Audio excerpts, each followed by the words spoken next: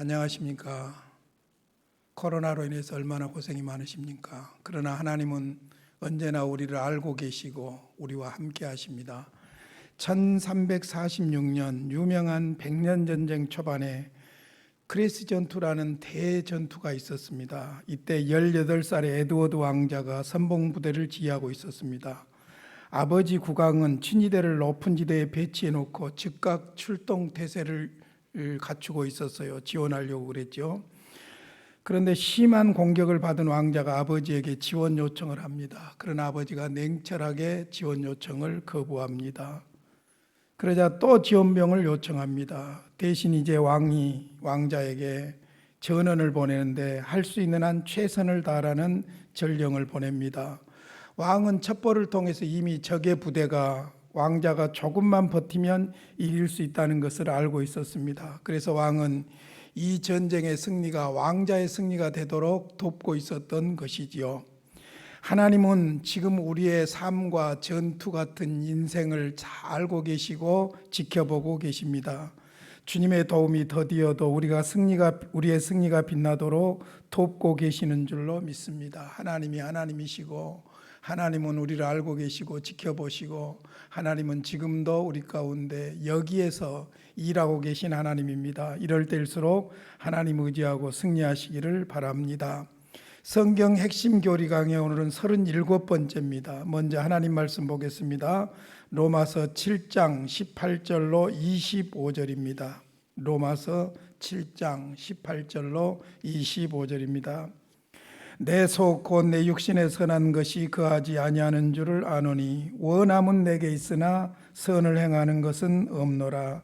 내가 원하는 바 선은 행하지 아니하고 도리어 원하지 아니하는 바 악을 행하는도다. 만일 내가 원하지 아니하는 그것을 하면 이를 행하는 자는 내가 아니요 내 속에 거하는 죄니라. 그러므로 내가 한 법을 깨달았노니 곧 선을 행하기 원하는 나에게 악이 함께 있는 것이로다. 내 속사람으로는 하나님의 법을 즐거워하되 내 지체 속에서 한 다른 법이 내 마음의 법과 싸워 내 지체 속에 있는 죄의 법으로 나를 사로잡는 것을 보는도다. 오호라 나는 곤고한 사람이로다. 이 사망의 몸에서 누가 나를 건져내랴. 우리 주 예수 그리스도로 말미암아 하나님께 감사하리로다. 그런즉 내 자신이 마음으로는 하나님의 법을 육신으로는 죄의 법을 섬기노라. 아멘. 우리는 지금 제3부 인간론을 공부하고 있습니다.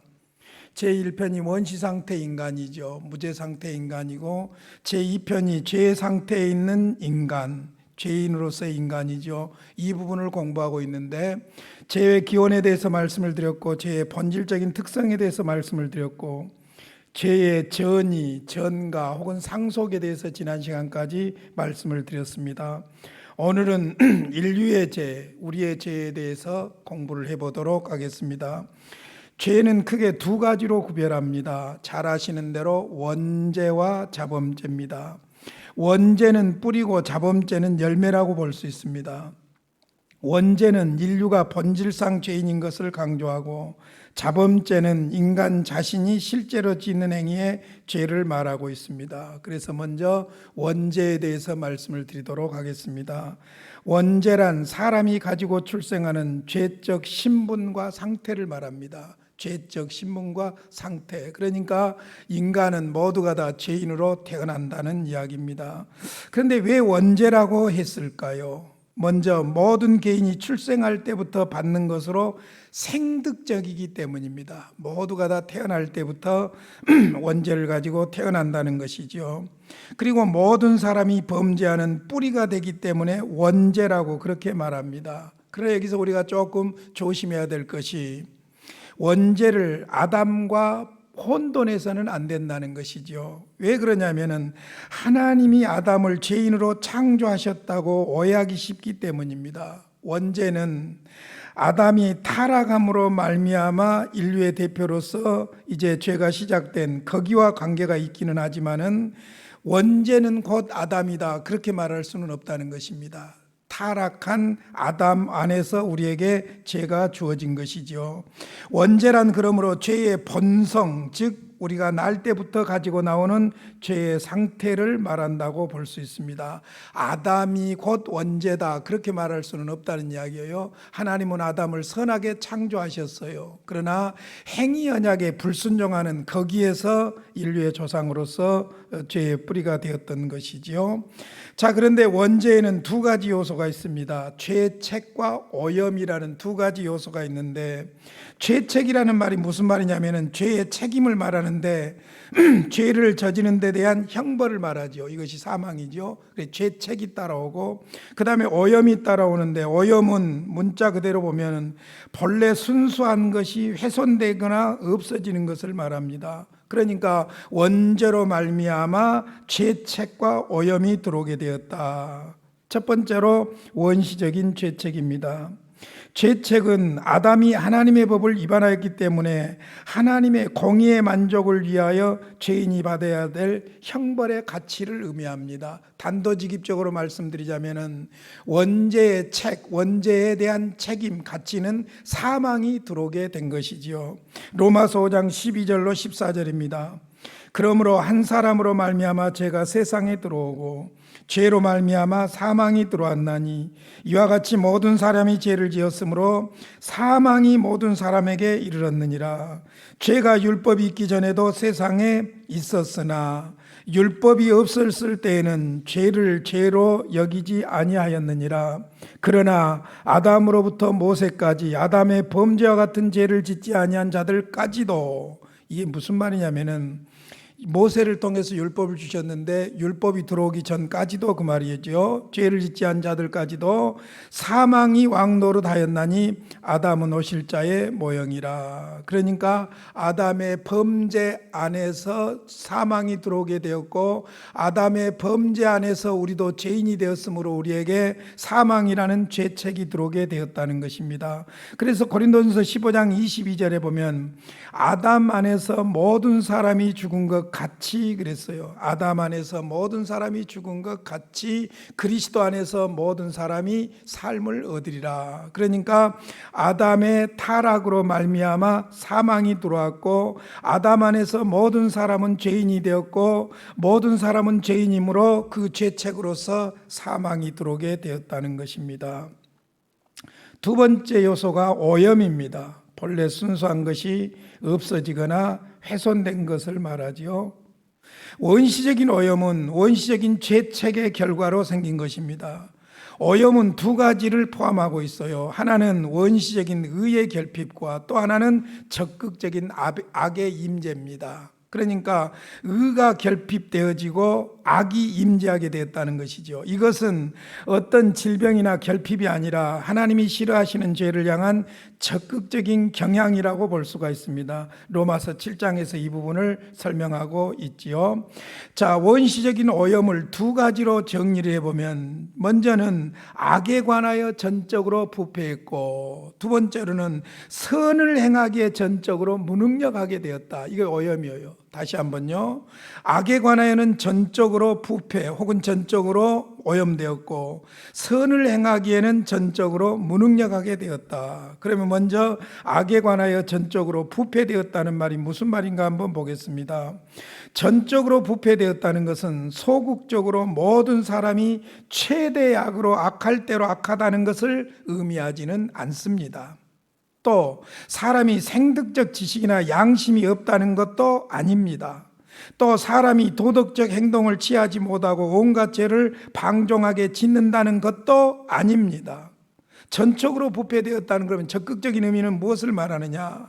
인간의 정신, 영혼, 마음, 의지의 모든 기능과 부분이 전적으로 죄로 오염되었다는 것이고, 성경의 가르침으로 볼 때 사람은 어떤 선도 행할 수 없다는 것입니다. 무슨 말이냐면은 선행의 동기가 하나님의 영광, 하나님이 기준이어야 하는데 전적으로 부패한 상태에서는 하나님을 영화롭게 할 목적으로 선을 행할 수가 없다는 거예요. 그러니까 우리가 소위 말하는 도덕적이고 인간적인 어떤 선이나 이런 것들을 전혀 행할 수 없다는 말이 아니라, 하나님 영광이 선의 기준인데, 하나님이 기준인데 그 기준으로는 선을 행하기에 부적절하게 오염되어 있다는 그런 말씀이죠. 그래서 전적 부패의 적극적인 의미가 바로 하나님을 영화롭게 하는 목적으로 선을 행할 수가 전혀 없다, 그런 의미가 됩니다. 성경으로 증명해 드리겠습니다. 요한복음 5장 42절입니다. 다만 하나님을 사랑하는 것이 너희 속에 없음을 알았노라. 우리 속에 이미 오염되어 있다는 것이죠. 아까 읽어드렸던 성경 본문, 사실은요, 바울 사도가 거듭난 이후에도 자기의 속에 있는 범죄와 싸우고 있는 속사람과의 싸움을, 갈등을 한탄하고 있는 그런 내용이에요. 다시 읽어드릴게요. 내 속 곧 내 육신에 선한 것이 거하지 아니하는 줄을 아노니 원함은 내게 있으나 선을 행하는 것은 없노라. 내가 원하는 바 선은 행하지 아니하고 도리어 원하지 아니하는 바 악을 행하는도다. 만일 내가 원하지 아니하는 그것을 하면 이를 행하는 자는 내가 아니요 내 속에 거하는 죄니라. 그러므로 내가 한 법을 깨달았노니 곧 선을 행하기 원하는 나에게 악이 함께 있는 것이로다. 내 속 사람으로는 하나님의 법을 즐거워하되 내 지체 속에서 한 다른 법이 내 마음의 법과 싸워 내 지체 속에 있는 죄의 법으로 나를 사로잡는 것을 보는도다. 오호라, 나는 곤고한 사람이로다. 이 사망의 몸에서 누가 나를 건져내랴. 우리 주 예수 그리스도로 말미암아 하나님께 감사하리로다. 그런즉 내 자신이 마음으로는 하나님의 법을, 육신으로는 죄의 법을 섬기노라.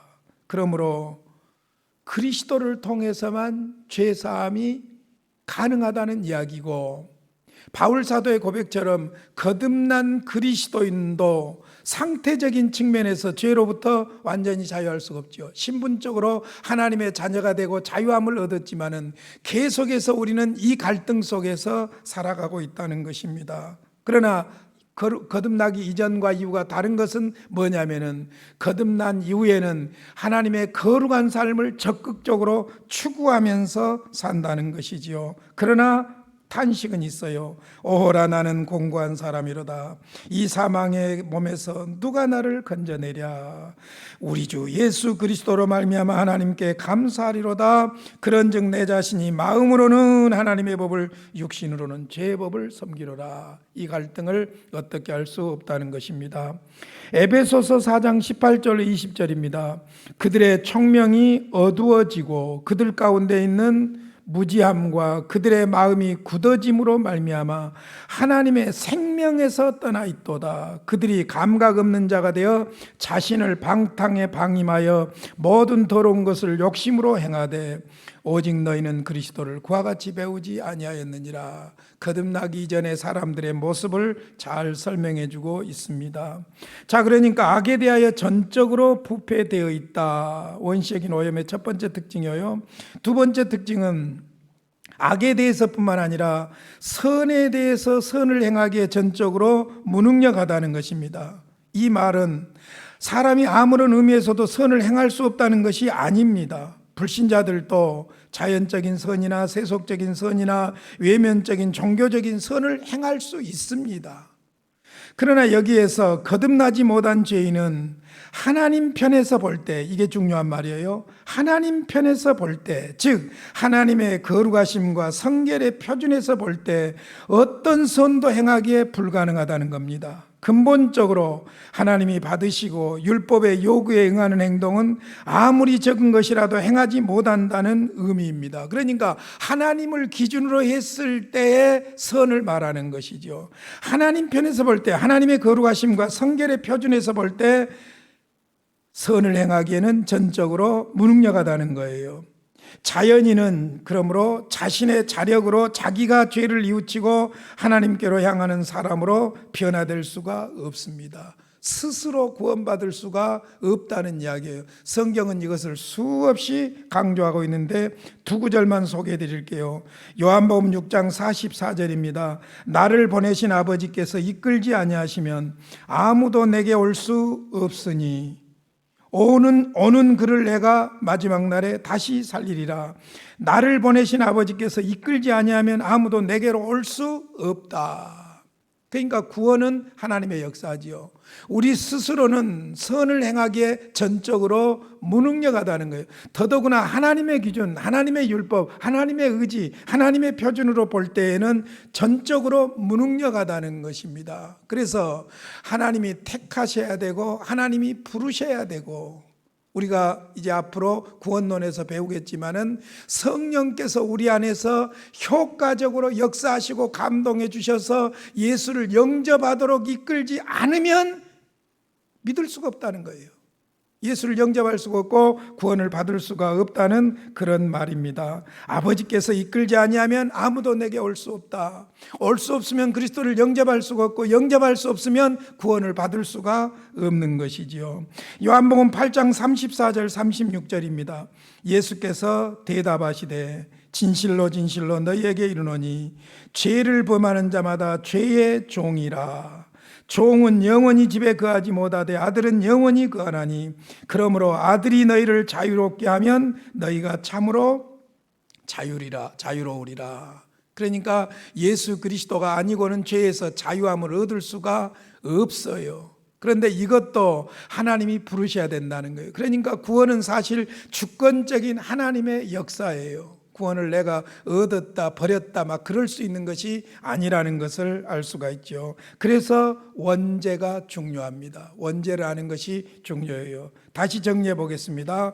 원죄란 사람이 가지고 출생하는 죄적 신분과 상태를 말하고, 이 원죄에 두 가지 요소가 있는데 죄책과 오염이 있다. 그 원죄로 말미암아 죄책, 사망이 들어왔고, 그 원죄로 말미암아 우리가 악에 관하여 전적으로 부패해 있고 선을 행하기에도 전적으로 무능력한 상태가 되었다. 그래서 원죄를 확실하게 성경적으로 정리하는 것이 참으로 중요합니다.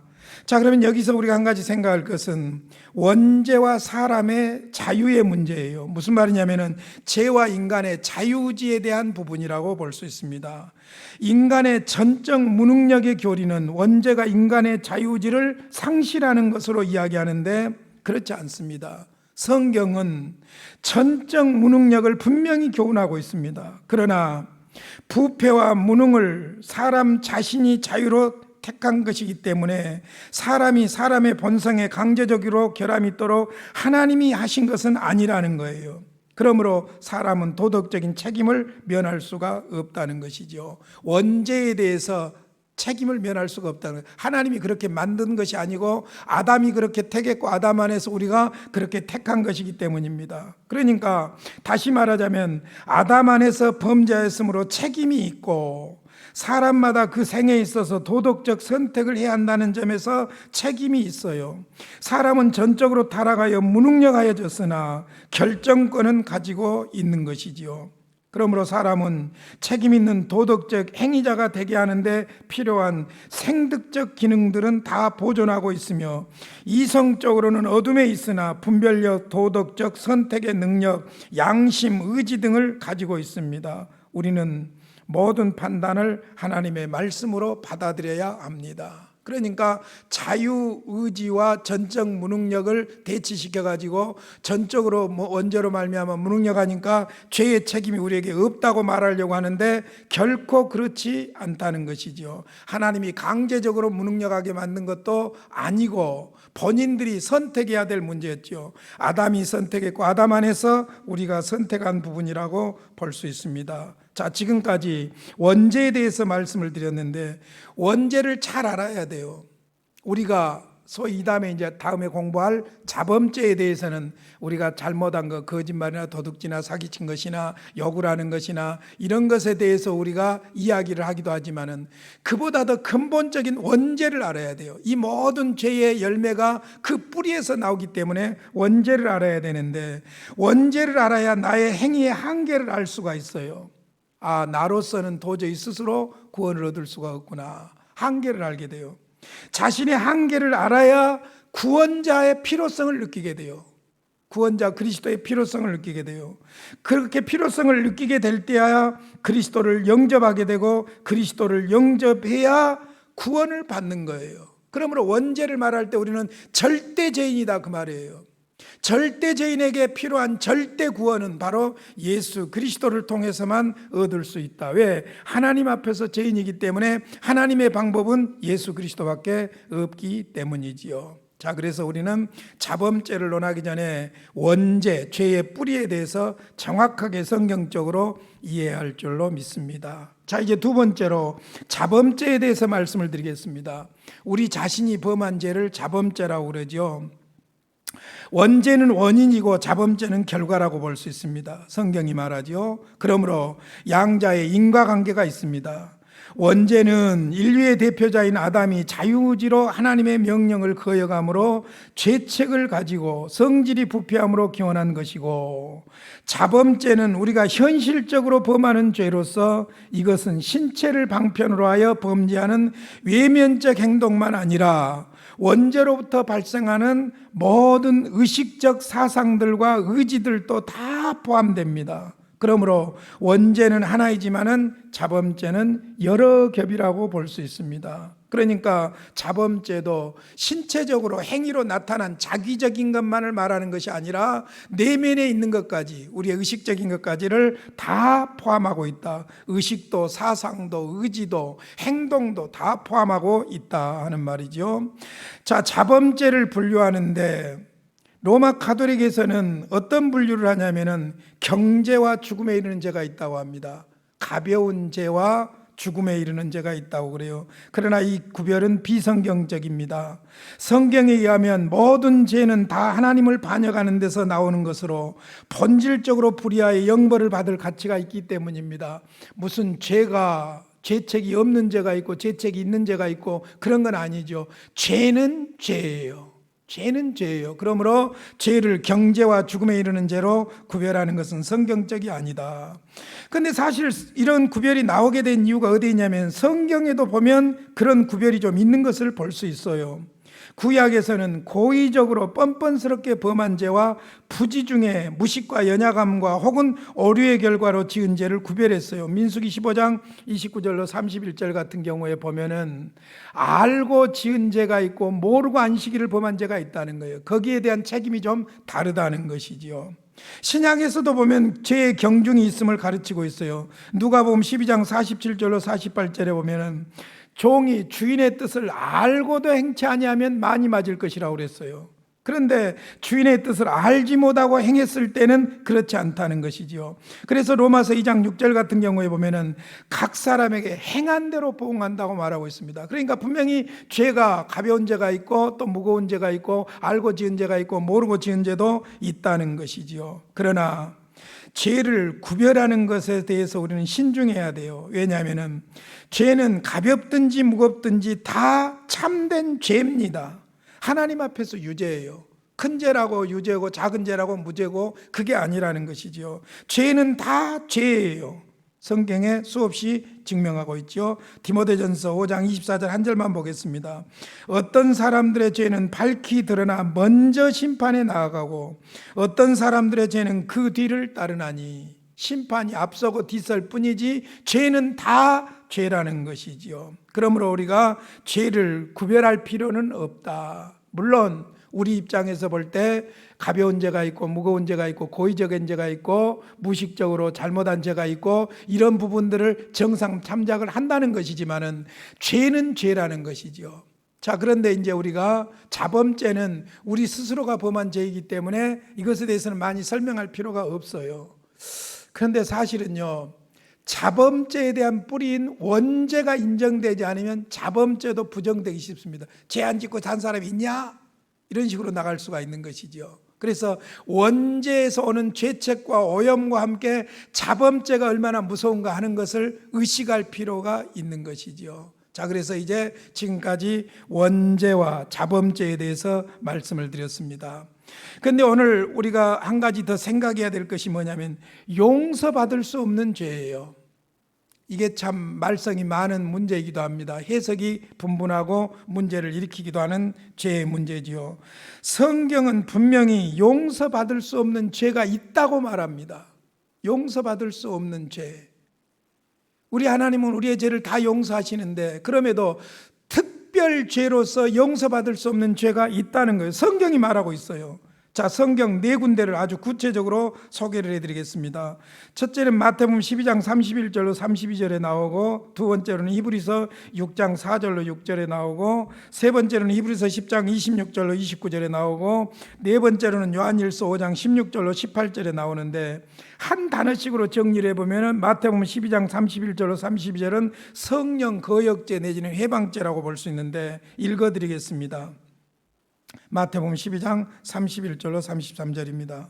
그러므로 내가 너희에게 이르노니 사람에 대한 모든 죄와 모독은 사심을 얻되, 자, 모든 죄는 다 그리스도로 말미암아 용서함을 받을 수 있어요. 그러나 성령을 모독하는 것은 사심을 얻지 못하겠고, 예수님의 말씀이에요. 성령 모독죄 혹은 성령 해방죄라고 그러죠. 성령을 모독하는 것은 사심을 얻지 못하겠고, 또 누구든지 말로 인자를 거역하면 사심을 얻되, 누구든지 말로 성령을 거역하면 이 세상과 오는 세상에서도 사함을 얻지 못하리라. 나무도 좋고 열매도 좋다 하더니 나무도 좋지 않고 열매도 좋지 않다 하든지 하라. 그 열매로 나무를 아느니라. 그러니까 성령을 모독하는 죄, 성령을 거역하는 죄는 용서를 받을 수가 없다는 거예요. 심지어 예수님께서 뭐라고 못을 박아버리냐면은 성령을 거역하면 이 세상과 오는 세상에서도 사함을 얻지 못하리라, 분명히 말씀하고 있어요. 자, 두 번째입니다. 히브리서 6장 4절로 6절입니다.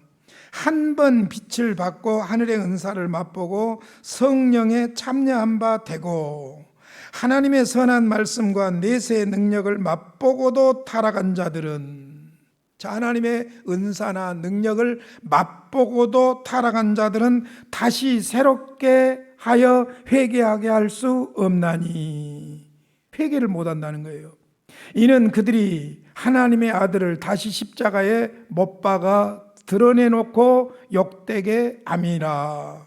그러니까 여기에서는 한번 빛을 받고 혹은 은사를 맛보고 성령에 참여한 바 되고 하나님의 선한 말씀과 내세의 능력을 맛보고도 타락한 자들, 이들을 뭐라고 말하냐면은 하나님의 아들을 다시 십자가에 못 박아 드러내놓고 욕되게 한 사람이다, 그렇게 말하고 있어요. 어찌됐든 하나님의 빛을 한번 받고도 타락한 사람 용서받을 수가 없다, 그렇게 말씀하고 있습니다.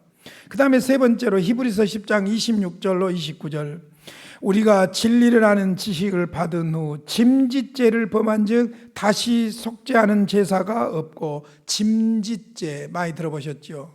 짐짓이라는 말이 무슨 말이냐면 고의적으로 일부러 그 말이에요. 속과 다르게 그 말이에요. 속으로는 그런 걸 알면서 억지로 고의적으로 일부러 부정하는 것을 말하죠. 짐짓죄라는 겁니다. 우리가 진리를 아는 지식을 받은 후, 지식을 알아요. 짐짓죄를 범한 즉 다시 속죄하는 제사가 없고 오직 무서운 마음으로 심판을 기다리는 것과 대적하는 자를 태울 맹렬한 불만 있으리라. 모세의 법을 폐한 자도 두세 증인으로 말미암아 불쌍히 여김을 받지 못하고 죽었거든. 하물며 하나님의 아들을 짓밟고 자기를 거룩하게 한 언약의 피를 부정한 것으로 여기고 은혜의 성령을 욕되게 하는 자가 당연히 받을 형벌은 얼마나 더 무겁겠느냐, 너희는 생각하라. 여기 그러니까 짐짓죄는 어떤 죄로 구체적으로 설명이 되냐면은 하나님의 아들을 짓밟고 자기를 거룩하게 한 언약의 피를 부정한 거예요. 예수의 대속을 부정하는 것이죠. 하나님의 아들을 무시하는 것이고, 은혜의 성령을 욕되게 하는 자, 그러니까 하나님의 아들 그리스도를 부정하고 은혜의 성령을 욕되게 하는 자라고 말합니다. 짐짓죄는 사죄를 할 수 있는 제사가 없다는 겁니다. 그 다음에 마지막 네 번째로 요한일서 5장 16절로 18절, 누구든지 형제가 사망에 이르지 아니하는 죄 범하는 것을 보거든 구하라. 자, 사망에 이르는 죄, 특별한 죄, 사망에 이르는 죄가 있는데 그것이 아니면 구하라는 것입니다. 그러면 사망에 이르지 아니하는 범죄자들을 위하여 그에게 생명을 주겠다. 그러나 이제 여기서부터 문제예요. 사망에 이르는 죄가 있으니 이에 관하여 나는 구하라 하지 않노라. 사망에 이르는 죄를 범하면은 구해도 사함을 받을 수가 없다는 거예요. 모든 불의가 죄로 돼 사망에 이르지 아니하는 죄도 있도다. 하나님께로부터 난 자는 다 범죄하지 아니하는 줄 우리가 아노라. 하나님께로부터 나신 자가 그를 지키심에 악한 자가 그를 만지지도 못하느니라. 자, 성경의 네 구절이나 성령 해방죄 혹은 성령 거역죄, 모욕죄, 그 다음에 능력을 맛보고 타락한 죄, 짐짓죄, 사망에 이르는 죄, 이렇게 분명하게 네 곳에서 말하고 있습니다. 그런데 여기에 대한 해석 때문에 많은 문제가 생기고 있는 것을 볼 수 있죠. 이 부분을 우리는 신중하게 다뤄야 될 필요가 있습니다. 자, 먼저 용서받을 수 없는 죄에 대한 잘못된 해석입니다. 잘못된 해석, 세 가지 해석이 있어요. 첫째는 기독교인이 용서받을 수 없는 죄를 범할 수 있다는 해석입니다. 여러분에게 한번 물어보겠습니다. 진실로 거듭난 그리스도인이 죄를 용서받겠습니까? 못 받겠습니까? 받을 수 있지요. 받을 수 없을 수가 없지요. 그런데 이제 이 주장을 하는 사람들은 히브리서 6장 4절로 6절, 그러니까 한번 빛을 받고 하늘의 은사를 맛보고 성령에 참여한 바 되고 하나님의 선한 말씀과 내세의 능력을 맛보고도 타락한 자들, 그래서 이것을 거듭난 사람, 기독교인, 그도 타락할 수가 있다, 죄를 범할 수 있다고 말하는데, 죄송하지만 여기 한 번 빛을 받고는 중생을 의미하지 않습니다. 이것은 하나님의 은사를 한번 맛을 본 것에 불과하지요. 그러므로 여기 한 번 빛을 받는다는 것은 외형적으로 그렇게 가다가 그만둔 거예요. 말하자면 진실한 내면적인 거듭남이 아니라는 것이죠. 우리가 여기서 분명히 해야 될 것은 진실로 거듭난 사람은 죄사함을 받습니다. 이것이 일단 기본적인 원리입니다. 진실로 거듭난 사람은 죄사함을 받습니다. 그런데 여기에 1번 잘못된 해석은 뭐냐면은 거듭났다고 해도 타락할 수가 있다, 구원 못 받을 수가 있다, 죄 용서 못 받을 수가 있다, 이런 논리가 나오기 때문에 성경적인 가르침이 아니죠. 두 번째로는 그리스도의 지상시대에만 구간한 것이라고 해석하고 있습니다. 그들의 주장은 이 죄는 그리스도께서 성령의 권능으로 이적을 행하신 것을 마음에 확인하면서도 그것을 공인하지 않고 사탄의 역사라고 생각하는 죄라고 말하고 있습니다. 그러니까 그리스도의 역사를, 이적과 능력, 그리스도가 그리스도의 힘을 보여주시는 것들을 부정하는 그리스도 시대에 있었던 죄악이라는 거예요. 그리스도 시대에는 이렇게 용서받지 못할 죄가 있었다는 것이지요. 세 번째로는 끝까지 죄를 회개하지 않기를 고집한다는 견해가 있습니다. 그러나 회개하지 않고 죽은 사람들 모두가 사망에 이르는 죄를 범했다고 말할 수가 없어요. 왜냐하면 여러분, 사함을 받지 못한 죄는 특별한 성격을 가진 죄입니다. 특별한 성격을 가진 죄이기 때문입니다. 그렇기 때문에 이 세 가지는 잘못된 해석이다. 첫째, 거듭난 사람이 타락할 수 있다. 아닙니다. 두 번째로, 예수 시대에만 말하는 것이다. 아닙니다. 세 번째로, 모든 거듭나지 않는 사람들의 죄를 말한다. 모든 거듭나지 않는 사람들이 지옥에 가는 것은 사실이지만은 모든 거듭나지 않는 사람들이 사망에 이르는 죄 때문에 지옥으로 간 것은 아니에요. 이것은 특별죄예요. 특별한 하나님의 법칙이라고 볼 수가 있는 것이죠. 그렇다면 올바른 해석은 어떤 해석인가? 개혁주의 견해라고 볼 수 있죠. 성경적인 견해입니다. 일단 첫 번째로 생각할 것은 이 죄는 중생하지 못한 사람들이 범한 죄입니다. 그러죠? 일단은 큰 넓은 틀에서 중생하지 못한 자들이 범할 수 있는 죄지요.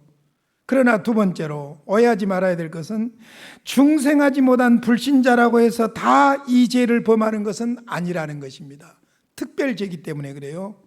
그러므로 세 번째, 이 죄는 그리스도 안에 있는 하나님의 은혜에 관한 성령의 증언을 의식적으로 고의적으로 반대하고, 의식적으로 고의적으로 반대하고 배척하고 악평하고 마귀의 사역으로 돌리는 자들의 특별한 죄이다. 특별한 죄이다. 기독교의 원수들을 말하는 것이죠. 특별한 죄이다. 이는 구체적으로 거짓 선지자, 거짓 선생들, 이단과 신신학자들이 범하는 죄라고 볼 수 있습니다. 기독교 진리의 내용을 접촉을 합니다. 접촉을 해요. 그래서 짐짓죄라는 것이 내용하고 것이 다르다는 거예요. 내용을 접촉을 하기는 하는데 성령의 조명을 강력히 반대하고 고의적으로 성경을 거짓되게 해석을 합니다. 저주를 받을 자들이죠. 이 죄가 사함을 받을 수 없다는 것은 그리스도의 공로가 부족하거나 그들을 회개시키는 능력이 없기 때문이 아니라 죄의 영역에도 하나님이 제정하시고 유지하시는 일정한 법칙이 있기 때문입니다. 이런 경우 양심이 마비돼 버립니다. 마음이 강팍하게 됩니다. 회개를 전혀 거부합니다. 그러므로 용서를 받을 수 없습니다.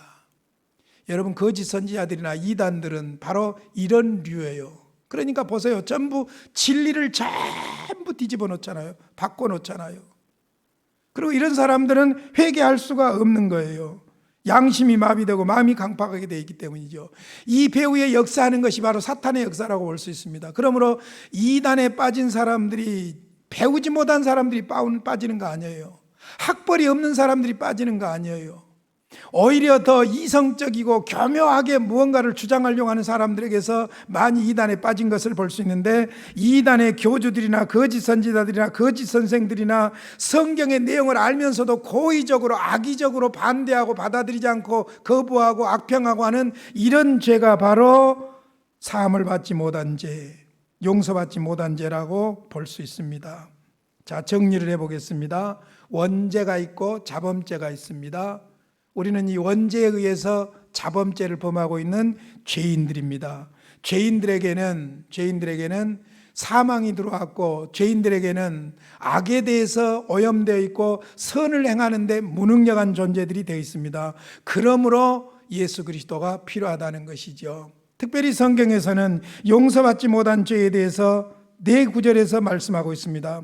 마태복음 12장에서 성령 거역죄, 히브리서 6장에서 한 번 빛을 받고도 타락한 자들, 히브리서 10장 26절 이하에서 짐짓죄, 요한일서 5장 16절 이하에서 사망에 이르는 죄. 자, 이 죄들은 중생하지 못한 자들이 범한 죄이기는 하지만은 모든 불신자가 범하는 죄는 아니고, 거짓 선지자나 이단이나 신신학자들처럼 진리를 알면서도 성령의 조명하심을 거부하고 고의적으로 악의적으로 반대하고 배척하고 악평하고 마귀의 사역으로 돌리는 이런 사람들입니다. 특수한 죄라고 볼 수 있지요. 그러므로 교회 안에서 주의해야 될 것이 있습니다. 자기 생각, 자기 판단대로 형제를 함부로 성령 해방죄라고 말한다든지, 무서운 말이에요. 생각해 보면 성령 해방죄, 성령 모욕죄는 사함을 받는다고요? 못 받는다고요? 사함을 못 받는다고요. 그러면 교회 안에서 우리가 어떤 사람의 행동이 좀 잘못됐다고 해서 성령 모욕죄를 범했다고 자기가 정죄를 하는데, 그러면 그 사람이 천국 못 간다는 말이 돼버리거든요. 그러니까 우리가 용어도 단어도 잘 알고 함부로 써서는 안 되는 거예요. 성령 모욕죄에 대해서는 하나님만이 심판하실 줄로 믿습니다. 죄사함 받지 못한 죄에 대한 그 정죄도 하나님이 하시는 줄로 믿습니다. 그러므로 우리들끼리는 이런 용어들까지도 삼가하고 주의하고 조심해야 될 줄로 믿습니다. 이제 다음 시간에 죄의 형벌을 말씀드리겠습니다. 죄의 형벌까지 말씀드리면 죄 아래에 있는 상태의 인간을 마무리가 됩니다. 그리고 이제 그 다음 주에는 은혜 안에 있는 인간으로 들어가도록 하겠습니다. 주님의 평안이 여러분과 함께 하시기를 바랍니다. 고마우신 아버지, 은혜와 사랑을 감사합니다. 세상이 악합니다. 우리가 진리에 바로 서기를 원합니다. 어렵고 힘들더라도 성경이 말씀하시는 진리를 배우는 마음을 주시옵시고, 배운 대로 순종할 수 있는 마음을 주셔서 건강하고 거룩한 그리스도인으로 승리하게 하여 주시옵소서. 예수님의 이름으로 기도하옵나이다. 아멘.